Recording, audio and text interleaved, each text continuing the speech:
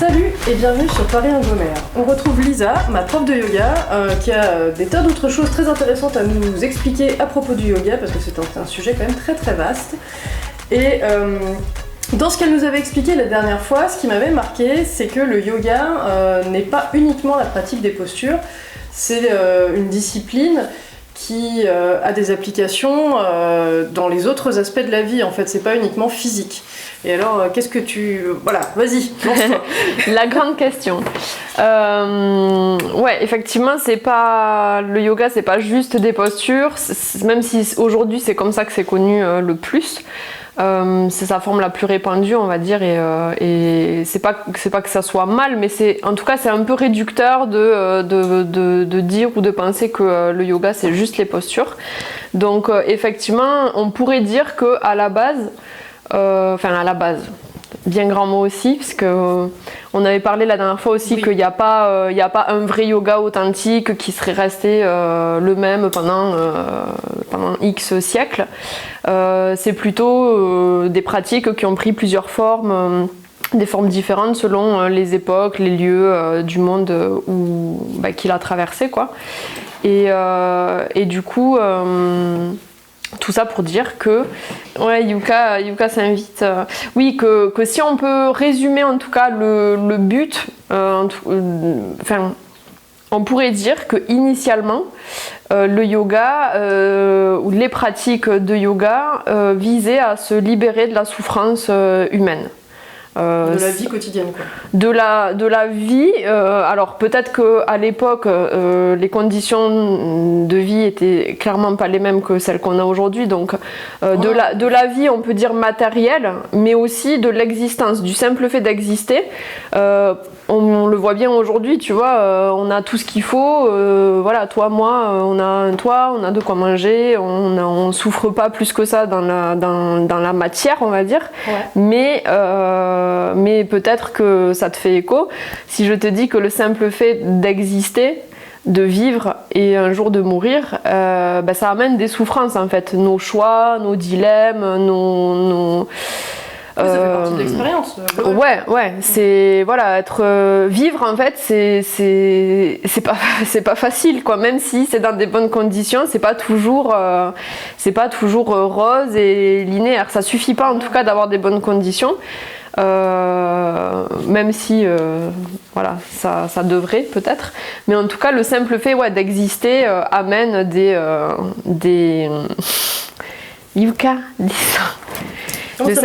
Le simple fait d'exister amène des souffrances. Donc du coup, partant de ce truc-là, aujourd'hui en fait on pratique le yoga. Peut-être pour se sentir mieux, parce qu'il y a quand même des problématiques, même si les conditions matérielles et tout, aujourd'hui c'est ok, mais on est confronté au stress, à plein de trucs sympas, quoi. Et du coup, peut-être que dans ce genre de pratique, Attends, je vais la faire sortir. Viens, Yuka. Moi, je gêne pas. Elle est mignonne. Du coup, initialement, on pourrait résumer le truc en disant que les yogas ou les pratiques de yoga ont émergé dans ce but-là, entre guillemets, de supprimer les souffrances, ouais. Et qu'aujourd'hui, ce qui est peut-être resté, et ce qui séduit aussi peut-être des gens, c'est d'aller mieux, de gérer son stress, ce genre de choses, quoi. Même si je pense que, on en reparlera peut-être plus tard, mais c'est, comme on disait tout à l'heure, hors caméra, ça peut pas suffire ça peut pas soigner tous les maux du monde, ça peut pas soigner tous les maux d'une personne, et on en parlera peut-être plus tard. Mais c'est vrai que quand t'as tout, un confort on va dire raisonnable qui correspond au mode de vie occidental entre guillemets normal, ouais. Que t'as pas de gros chagrin, tu viens pas de perdre quelqu'un, t'as pas, voilà, et ben tu te rends compte quand même qu'il y a parfois un mal-être, sans être dépressif, mais juste tu te dis pourquoi je vais pas au top en fait, pourquoi je suis pas super bien quoi. Ouais. Après partout quoi. Ouais. C'est pour ça que peut-être, en tout cas moi, je vois aussi le yoga sous un prisme un peu plus politisé, et c'est là où ça sera un peu peut-être le fil conducteur de mon avis que je vais donner là dans cette vidéo. C'est que je pense que c'est aussi un grand truc du capitalisme et du système dans lequel on est, de toujours aller bien et de toujours aller mieux. En fait, c'est jamais assez, on n'est jamais assez heureux, il faut toujours aller mieux. Et du coup, je pense que ça peut être un travers dans lequel on peut tomber, notamment via des pratiques de yoga ou autres, ou d'autres thérapies, ou d'autres, d'autres activités, peu importe. Mais je pense qu'on peut tomber dans ce truc-là où on cherche tout le temps plus. Et dans ce cas, peut-être qu'on s'éloigne de ce à quoi le yoga peut nous servir, qui est, selon moi, justement de s'affranchir un peu plus de tout ça. D'accord. Parce que, en fait, donc, tu me demandais je sais plus si tu me l'as posé la question en fait là. Si, en fait, j'avais dit que ça m'intéressait de savoir les autres aspects, mais en fait, la question plus concrète, c'est donc, ok, tu es prof de yoga, donc tu enseignes le yoga, surtout quand même les postures, personne. Ouais. Mais toi, la philosophie du yoga, cette discipline, tu l'appliques dans d'autres aspects de ta vie, et quelle forme ça prend ? Quelle forme ça prend ? Justement là, pour faire le lien entre tout ça, moi je dirais que pour résumer, et je vais détailler un peu après, mais en gros je dirais que sur le tapis, quand tu viens pratiquer 1 heure, 1 heure et demie, des postures et tout. En général, la personne, elle fait sa pratique posturale. À la fin, en général, il y a un mieux-être instantané, on va dire, qui est pas forcément, ça veut pas dire que tu sors t'es heureux, mais en tout cas tu te sens un peu mieux que quand t'es arrivé, que ça soit ne serait-ce que tu vois physiquement, peut-être psychologiquement aussi, sur un effet plus ou moins court, mais en tout cas il y a en général un mieux-être, et pour moi en fait c'est ça, c'est faire le lien entre, il y a un mieux-être individuel qui permet peut-être en tout cas moi c'est comme ça que je conçois la pratique du yoga, qui permet de mieux vivre ensemble au niveau collectif. Ouais. En fait pour moi, pratiquer juste soi-même pour être bien et aller mieux par exemple, c'est déjà super cool, mais ça doit pas suffire en fait. Je pense que l'intérêt et l'intérêt, s'il y en a un au niveau un peu plus global, c'est de mieux vivre ensemble. Alors c'est pas, là encore, je suis pas en train de dire que le yoga peut changer le monde, tu vois, mais c'est... je sais pas comment l'exprimer de manière plus claire, je sais pas. Ça te met dans un état d'esprit qui te rend prête à supporter les autres ? En fait, par exemple, c'est là un peu plus concrètement, du coup, pour moi, ce qui se passe sur le tapis, on peut le transposer hors du tapis. Donc par exemple, tu vois, quand on pratique, on observe beaucoup ce qui se passe dans le corps, dans le souffle, on fait attention en fait, on porte notre attention non plus sur tout ce qui est extérieur. Comme dans la vie de tous les jours, nos sens ils sont complètement tout le temps happés par l'extérieur, la vue, l'ouïe. On est sans arrêt stimulé en fait sensoriellement et puis intellectuellement aussi. On est tout le temps sollicité. Et du coup là de faire cet effort, parce que c'est un effort, de ramener l'attention sur un point fixe ou sur un certain aspect. Pour moi déjà, rien que ça, c'est de cultiver ça sur le tapis. On a peut-être plus de chances de le cultiver ensuite dans la vie de tous les jours. Donc se concentrer sur l'instant présent en fait. De se concentrer sur nos réactions, de s'observer en fait, tu vois, pas forcément en se détachant de ce qu'on est, parce que c'est, de toute façon, je pense que c'est pas possible. Enfin, tu vois, on parle souvent du détachement de l'ego et tout ça. Bon, c'est en théorie ok, mais en pratique, franchement, qui arrive à se détacher complètement de son ego? Par contre, l'observer, c'est peut-être un peu plus accessible. Tu vois, d'observer nos réactions, d'observer notre personnalité, qu'est-ce qui fait qu'on réagit comme ci, comme ça, de plus être tout le temps dans la réaction immédiate.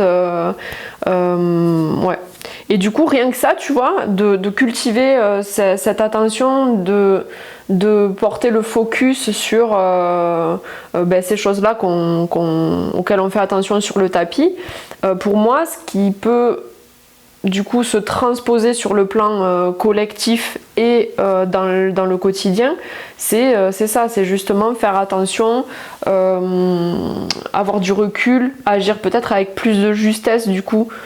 Quand t'es pas dans la réaction immédiate, peut-être que t'arrives à réagir avec un peu plus de, tu vois, et puis temporiser, ça aussi, on est dans une société de l'immédiat tout le temps, il faut aller vite, faut rentabiliser le temps, etc. Bon, du coup, par ces pratiques-là, je dis pas que c'est immédiat et que c'est parce que tu pratiques le yoga une fois par semaine ou même plus des fois, c'est pas parce que tu fais ça que directement tu vas être quelqu'un de mieux dans la vie, mais d'amener des questionnements, de l'observation sur toi-même, en dehors du tapis, et du coup d'agir aussi en conséquence, peut-être que ça peut améliorer la société. Oui, parce que tu prends un petit peu de recul par rapport à ce que tu ressens, tu l'analyses un petit peu, tu l'observes et puis tu... Ouais. Mais parce que moi, tu vois, effectivement, je me rends compte que, en plus, le fait que ce soit le lundi matin, c'est cool pour moi. Quand je serai obligée de changer d'heure, je ferai avec. Mais le truc, c'est que c'est vraiment démarrer la semaine par une parenthèse. Et pour moi, c'est pas facile de rester centré sur l'instant présent et tout. Mais du coup, je fais l'effort de le faire. D'essayer vraiment de m'empêcher de penser à autre chose. Et même des fois quand on débute, tu sais, les yeux fermés, j'essaie de garder les yeux fermés le plus longtemps possible, parce que du coup ça sollicite moins d'autres pensées, quoi. Et c'est vrai que en temps normal, je suis habituée à ignorer toutes mes sensations. Bon, après, parce que personnellement j'ai eu de l'eczéma pendant des années et je me suis vraiment entraînée à ignorer les démangeaisons, tu vois. Donc c'est encore un autre truc. Bon, là maintenant j'en ai plus. Mais du coup, comme j'en ai plus, je peux me permettre de ne plus ignorer mes sensations, mais c'est pas, tu vois, j'ai l'habitude de les zapper, quoi. Donc j'essaie de les ressentir, quoi, et c'est cool. Et de pas avoir les pensées qui partent dans tous les sens, d'avoir une heure où t'es, ça c'est pour le respect de tous, mais je veux dire d'être injoignable, quoi, tu sais, pendant une heure. Oui, rien que ça, c'est cool, quoi. Et ça, par contre, j'aurais du mal pour l'instant à garder cette attention toute la journée, quoi. Non, mais franchement, un peu, quoi. Franchement, t'es pas la seule. Je pense que c'est, quand tu disais pour toi c'est dur de garder l'attention sur. En fait, je pense que c'est dur pour tout le monde. Après, comme un entraînement X ou Y, effectivement, tu vois, plus tu vas cultiver ce truc-là, et peut-être que plus facilement tu vas pouvoir garder ton attention focalisée un peu plus longtemps ou un peu plus facilement. Et en fait, la méditation, ce qu'on appelle la méditation là aujourd'hui, plutôt moi je préfère le terme d'exercice de concentration, tu vois. Déjà rien que ça, c'est beau, hein, de se concentrer. C'est justement de faire cet effort là, de ramener son attention dès que tu vois qu'elle commence à penser à tiens là-bas, ou tiens tout à l'heure, ou demain, en fait voilà, c'est juste de faire l'effort de la ramener sur, je sais pas moi, ton souffle, tes sensations. ce qui est là maintenant au plus près de ce que tu sens quoi. Et tu parlais aussi de quand tu fermes les yeux que tu essayes de garder le plus longtemps possible les yeux fermés pour justement avoir un peu plus de chance de garder cette attention focalisée. Et ben en fait complètement, enfin je vois complètement ce que tu veux dire parce que justement quand on ferme les yeux déjà, on coupe une porte d'entrée aux sollicitations extérieures et du coup, rien que ça, en fait, ça te fait remarquer des choses que peut-être quand tu as les yeux ouverts et que tu es en train de parler là et que tu marches et tout, tu fais pas gaffe. Surtout si comme toi, t'as pris des habitudes d'ignorer des sensations. Ouais, d'ignorer des signaux. Mais tu vois, la séance de yoga, pour moi, dans ma tête, c'est un peu la même dynamique que quand j'essaie de faire de la méditation, c'est-à-dire que j'essaie vraiment d'être concentrée, mais c'est un peu plus facile, parce qu'en méditation, je tiens 5-10 minutes, concentration, je vais tenir 5-10 minutes en étant assise sans bouger, alors que dans la séance de yoga postural, du coup, comme il y a les mouvements à faire, je me concentre sur les mouvements.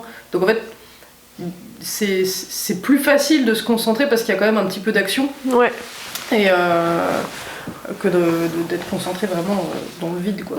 Mais du coup c'est cool parce que ça travaille vraiment l'attention comme tu dis. Et pour ce qui est de l'ego, c'est-à-dire que moi j'observe que dès que tu vas dire de faire un truc, moi je vais vouloir faire le plus grand mouvement possible et aller le plus loin possible dans une torsion, dans un machin, parce que j'ai l'esprit de compétition. Et j'apprécie le fait que du coup dans ton cours, en tout cas dans le tien, il n'y a pas de notion de compétition. Donc en fait à chaque fois je me dis non mais en fait le but c'est de le faire bien, pas de le faire de façon extrême et spectaculaire quoi. Pas l'école du cirque, le but c'est juste d'arriver à... Et du coup je me corrige là-dessus et c'est cool quoi, parce que ça me permet de travailler un truc qui est pas naturel chez moi. Ça nous amène, tout ce que tu viens de dire, ça nous amène au deuxième point qui pour moi est essentiel et où justement ça peut faire un parallèle avec comment ensuite dans la vie quotidienne tu peux appliquer des concepts qu'on voit sur le tapis par la pratique posturale. Déjà, de un, là tu le disais très bien, c'est que nous, quand je dis nous, c'est occidentaux aujourd'hui en 2022, si la pratique du yoga postural nous convient bien, c'est justement parce que il y a cette activité physique en fait. C'est hyper difficile de rester, comme tu dis, concentré dans le vide pendant des heures. C'est pas accessible à beaucoup de monde en fait. Alors que de bouger et de faire attention à ta hanche, ton pied, ton machin, ça c'est peut-être beaucoup plus accessible parce qu'il y a cette activité, il y a ce mouvement et ça correspond mieux à nos modes de vie aussi en fait, à nos cultures et tout ça. Ça c'est juste un aparté, mais du coup tout ce que tu disais ensuite, ça fait un peu le lien avec ce que je voulais dire après. Où justement sur le tapis on cultive aussi la patience, tu vois, la bienveillance envers soi-même, donc envers les limites du corps, ce qu'on peut faire, ce qu'on ne peut pas faire, et en essayant en tout cas de se détacher un peu de la performance quoi. Et comme tu disais l'ego, l'ego, ou après on peut moi je pense pas que l'ego ça soit quelque chose de mal et de, tu vois, et encore une fois, je pense pas qu'on puisse l'annuler ou le supprimer. C'est aussi ce qui fait, ce qu'on est, qu'on s'identifie et qu'on peut être, qu'on peut être bon aussi. Tu vois, l'ego c'est pas forcément mauvais à mon sens. Mais en tout cas oui, ce côté un peu compétitif et de performance et de forme en fait, se détacher un peu de la forme quoi. C'est ça aussi qu'on essaye de faire en cours. C'est ok, on fait attention, c'est un peu paradoxal en plus parce qu'on fait attention à chaque placement, à chaque sensation et tout, et en même temps on essaye de se détacher un peu de la forme, on s'en fiche un peu de à quoi ça ressemble. Moi en tout cas je suis pas trop partisane de il faut être aligné comme ci comme ça, et si ton pied il est pas aligné avec ton talon, du coup la posture elle est pas bonne. Non en fait moi j'ai plutôt tendance à dire la posture qui est bonne c'est celle qui fait sens dans ton corps, tu vois, à ce moment là, et c'est pas grave si c'est pas la même forme que celui du voisin ou de la voisine ou tu vois, enfin voilà. Non mais c'est bien parce que t'as réussi à mettre en place une ambiance où il n'y a pas de... on se compare pas, enfin en tout cas voilà, tu ressens pas d'esprit de compétition entre les personnes. Ouais. Après, c'est peut-être aussi parce qu'il y a des âges un peu variés. Enfin, moi, quand j'en faisais à Paris, bon, il y avait beaucoup de personnes âgées, mais il y avait, on va dire, un groupe de jeunes nanas où là, c'était... voilà, quoi, tu sens que ouais, c'est un peu comme en cours de PS au lycée, quoi. Ouais, bon. Ouais, je pense que ça dépend beaucoup des endroits. Moi, j'ai jamais pratiqué dans des grandes villes comme ça, donc je sais pas. Et puis, il fallait aller vite, il fallait... voilà, et puis bon, après, je pense que c'est... Ouais, c'est une ambiance que toi, tu apportes, et puis aussi peut-être la région, et puis voilà, quoi, le but le public, oui, carrément, ouais. Merci d'avoir regardé cette vidéo, on espère qu'elle t'a plu. Retrouve-nous bientôt dans la suite de l'interview de Lisa qui va continuer à nous faire découvrir l'univers du yoga. N'hésite pas à liker, partager, commenter et bien sûr à t'abonner. A très bientôt sur Paris-en-Gomère.